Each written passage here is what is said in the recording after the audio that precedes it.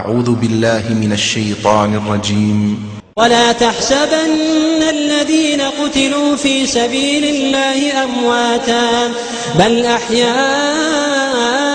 عند ربهم يرزقون فرحين بما آتاهم الله من فضله ويستبشرون بالذين لم يلحقوا بهم من خلفهم ألا خوف عليهم ولا هم يحزنون يستبشرون بنعمة من الله وفضل وأن الله لا يضيع أجر المؤمنين.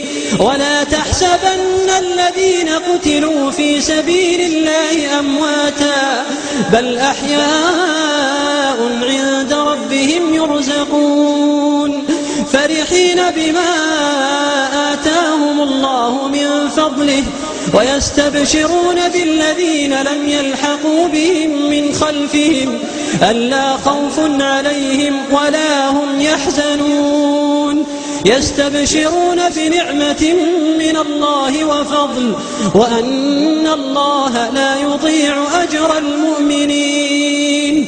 الذين استجابوا لله والرسول من بعد ما أصابهم القرح للذين أحسنوا منهم واتقوا أجر عظيم. الذين قال لهم الناس إن الناس قد جمعوا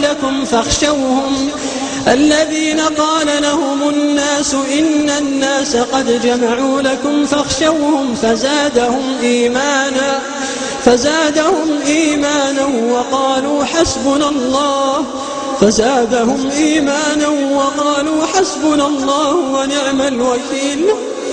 فانقلبوا بنعمة من الله وفضل لم يمسسهم سوء واتبعوا رضوان الله والله ذو فضل عظيم.